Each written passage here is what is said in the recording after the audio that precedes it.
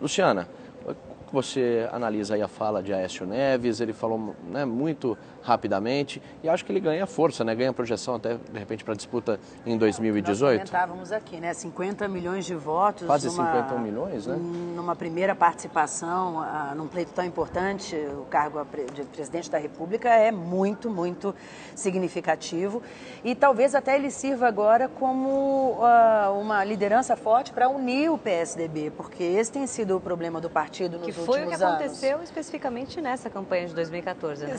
O Tucano tem até um termo, muitos bicudos juntos. É e verdade. É verdade, o próprio José Serra, Álvaro Dias, o Geraldo Alckmin. Então ele foi uma campanha unificada. Isso pode ser algo muito importante e significativo para essa oposição do PSDB de agora em diante. Falou brevemente, né?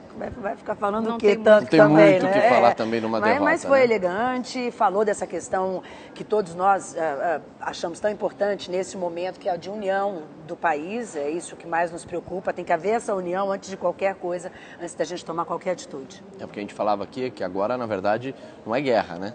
Sim. Teve uma disputa e agora o Brasil aí... Todos juntos pelo bem do país, aí é isso que uns interessa. fazendo oposição cobrando e o PT agora, Dilma Rousseff, tentando governar ali da melhor forma possível para o eleitor dela, mas para todo o Brasil, né? Não, ela não governa só para os 50% aí da população e para o eleitor dela. E o que esperar agora da fala de Dilma Rousseff? Será que ela vem com alguma novidade ou só agradecimentos? Bom, acho que ela ainda não vai anunciar o novo ministro da Fazenda. Né? Aliás, há uma grande expectativa também amanhã para os mercados. Esse é um grande comentário também nas redes sociais, né? A gente torce para que a situação fique calma, de novo, para o bem do nosso país. E eu acho que o tom dela vai ser esse de união nacional, união do Brasil, de norte a sul, todos juntos por um país melhor, e vamos ver se ela vai convencer. E voltando ao tema de desconstrução de adversário, parece que funcionou. Uma das estratégias do PT foi justamente desconstruir a campanha toda de Aécio Neves, e nessa reta final tão acirrada ali, parece que pode ter funcionado, né?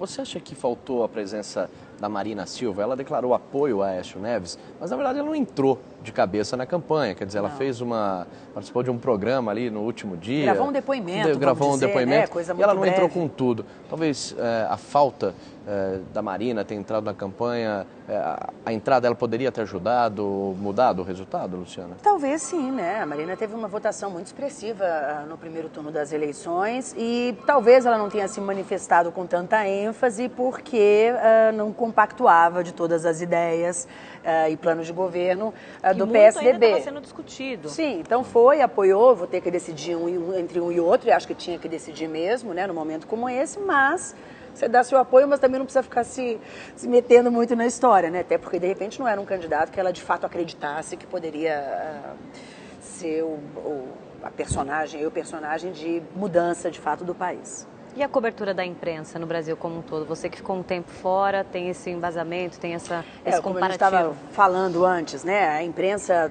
dos Estados Unidos, onde eu morei nos últimos 2 anos, é muito... parcial e aberta e clara. Parcial, sim, os veículos de comunicação, abertamente, se há uma preferência, eles dignamente, aliás, comunicam aos seus leitores, né, quem eles apoiam e por quê. Mas não só isso, como a gente está falando na questão dos debates, né? A imprensa americana, eu acho que o vínculo dela e o compromisso dela é com o público e não com esse ou com aquele partido, não com esse ou aquele governo, com esse ou aquele interesse. Então, eu acho que é realmente animador a gente ver um debate nos Estados Unidos, onde os jornalistas vão para cima da ferida e exigem explicações. Eu acho que é isso que nós temos que fazer. Não é o combinado. Sempre. E não é nada combinado, não. E aqui faltou debate de propostas? Ficou muito no... Sempre falta, né? Quando é que houve, de fato, a explanação de uma proposta? Nós vamos fazer tal coisa. O detalhamento como? Eu acompanhei algumas entrevistas. Como? Vamos dar dinheiro, vamos fazer... entrevistas Como? de Dilma Rousseff. E ela disse, não, como eu estou no governo, eu não vou apresentar um programa de governo. Eu vou detalhando algumas coisas, falando o que eu vou modificar. Quer dizer, isso é ruim, porque agora o eleitor não pode cobrá-la, por É exemplo, um erro. é um erro? Até porque você vê que a campanha dela é por um novo Brasil, novas ideias, Isso. então Novo eu acho governo, que... nova ideia, né? Ela Exato, é o tema se é aí. assim, quais são as novas ideias? A gente tem o direito de saber... para poder cobrar. Exatamente, o que está sendo planejado, quais são as próximas ideias, até para que você possa escolher seu candidato com maior firmeza do que você está fazendo. Então vamos agora até o Rio de Janeiro, saber como está a situação também. Lá se temos mais algum entrevistado no Rio de Janeiro? Quem está para nos receber? Nós estamos... Oi, Érica, nós estamos ainda aguardando o próximo entrevistado, mas temos informações aqui no Rio de Janeiro, 100% das urnas já apuradas, né? Luiz Fernando Pezão, do PMDB, se reelegeu. O candidato acompanhou as apurações em um hotel aqui no Flamengo, na zona sul do Rio de Janeiro, na companhia do ex-governador do estado, Sérgio Cabral, do prefeito do Rio de Janeiro, Eduardo Paes, do presidente do PMDB, Jorge Pisciani, e do presidente da Alerj, Paulo Melo. Nós vamos agora voltar a Brasília com Tereza Cruvinel. Então, essa expectativa muito grande sobre os próximos passos, os próximos gestos da presidente, né? Acho que afora esse aceno de unidade, já bastante mencionado aqui, ela deve fazer algum gesto em direção às forças financeiras e econômicas para que o dia seguinte não seja danoso ao país. Essa é uma expectativa muito grande de que ela não vá, segundo fontes do partido, ela não vai ainda nomear o ministro da Fazenda, mas ela deve anunciar um nome, não necessariamente hoje, mas assim, agora que está reeleita, ela deve anunciar o nome do futuro ministro da Fazenda para que ele comece a fazer a transição com o ministro Guido Mantega. E essa é uma expectativa muito importante em relação aos mercados. Agora, com o Congresso, reforma política, essas outras coisas todas podem esperar. Urgente é uma resposta à economia. Agora é com nossos estúdios em São Paulo. Muito obrigada, Tereza Cruvinel. É o principal desafio, de fato, da presidente Dilma Rousseff, sinalizar se será feito algum ajuste na economia, se será um ajuste mais gradual, como ela vem sinalizando durante a campanha, ou então se será um reajuste, de fato, mais firme. Fato é que o Brasil deve crescer por volta de 0,3% esse ano, segundo projeção do FMI e do próprio mercado. No ano que vem, o mercado estima um crescimento de 1%, o FMI de 1,4%, e as contas públicas, nos últimos 4 meses, apresentam um déficit, estão no vermelho. O governo não vai conseguir cumprir a meta de superávit primária acordada de 1,9% neste ano. Então, de fato, a presidente Dilma vai ter que fazer algumas sinalizações na economia. No mercado financeiro, talvez abrir ou reabrir alguns canais de comunicação, de diálogo importantes, tanto quanto com o mercado financeiro, como com o setor produtivo, com alguns políticos, com a sua própria base aliada e com o seu próprio partido, o PT, e com o ex-presidente Luiz Inácio Lula da Silva. Alguns analistas até disseram que nesse segundo turno da campanha, no final do primeiro turno, essa relação ficou um pouco estremecida. Então, tem algumas relações, várias relações aí da presidente Dilma que terão que ser recompostas, e todas as fichas, obviamente, agora recaem sobre quem será o futuro ministro da Fazenda, né? Alguns nomes sendo ventilados: Nelson Barbosa, que já foi secretário de Política Econômica, ou seria Jacques Wagner, que é o candidato que já foi governador da Bahia, né? Termina o mandato agora dele como governador da Bahia, uma pessoa muito próxima, uma figura muito próxima à presidente Dilma Rousseff. Então, tem alguns nomes que já estão sendo ventilados e a gente deve confirmar aí nas próximas semanas quem será o futuro ministro da Fazenda. A gente tem aqui mais alguns números para conferir, olha, da apuração quase total das urnas para a presidência da República, 99,62% das urnas apuradas. A presidente Dilma Rousseff tem 51,6% e o candidato do PSDB, Aécio Neves, 48,4%. Aécio já fez o discurso da derrota e agora a gente espera pelo discurso de vitória da presidente Dilma Rousseff, uma vitória muito apertada. Desde 1989 não se via uma vitória tão apertada, aliás, mais apertada desde a redemocratização. E nas urnas do Acre, né, que foi o último estado a fechar as urnas, já temos quase 87% apuradas. O governador Tião Viana caminha para a reeleição com 51,5% dos votos e o deputado federal Márcio Bittar, do PSDB, ficou com 48,5% dos votos. Nós voltamos agora à redação da Rede TV com Érica Reis e Érica Klein.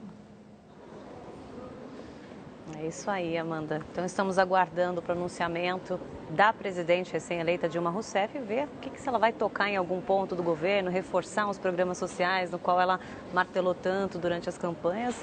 É o que nós aguardamos agora, né? São quase 8h30 da noite, né? 9h30.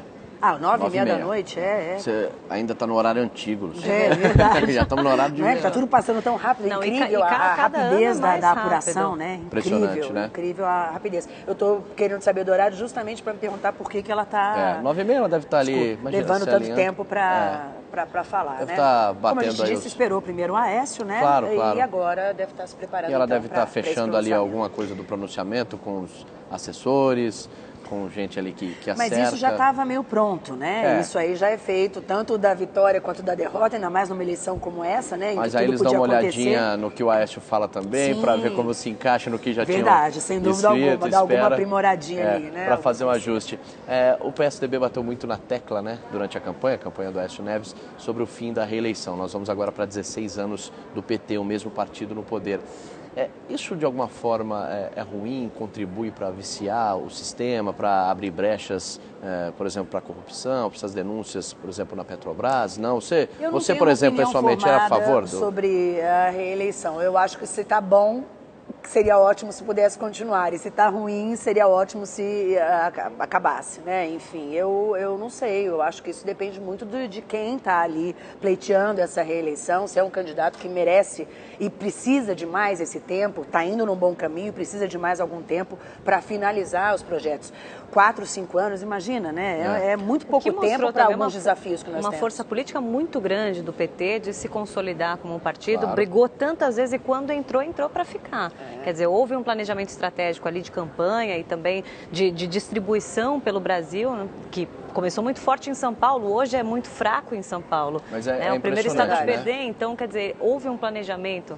Historicamente, é possível fazer esse tipo de análise, né? E assim, o PSDB foi se perdendo, se reuniu, mas nesse momento o PT foi mais forte. Existem alguns detalhes, né? Por exemplo, o PT, como a Érica disse, consegue se fortalecer na esfera federal. Vai se manter aí, se perpetuar por 16 anos no poder. Mas você vê em relação à prefeitura, né? Saiu, agora voltou com o Haddad, que até pode ter tido algum reflexo aí a administração dele na campanha de Alexandre Padilha. Sim. Você vê no Rio Grande do Sul... E na própria campanha da presidente Claro, Dilma também, a própria campanha da presidente. No Rio Grande do Sul não conseguiu reeleger o Tarso Genro. Quer dizer, no Senado perdeu o Suplicy, que é uma figura que estava ali há 24 anos. Perdeu cadeiras importantes na Câmara Federal, né? Então, quer dizer, existe esse contrassenso, né, que consegue se estabelecer no governo federal, na esfera federal, mas no âmbito municipal e no âmbito estadual e até no legislativo não consegue manter aí essa força, né, que demonstra o partido da Luciana falou das solidariedade. redes sociais, da força das redes sociais. O que você acha que vem agora? Briga, decepção, agressividade. Acho que já houve o suficiente, né? Mas agora perdeu. Idem. Quer dizer, uma campanha definida, e agora? Agora eu acho que todos têm que se conformar com o resultado e mais do que se conformar, respeitar o resultado, né? Isso é a democracia. A maioria, por menor que ela seja, enfim, mas ela decidiu por um dos candidatos.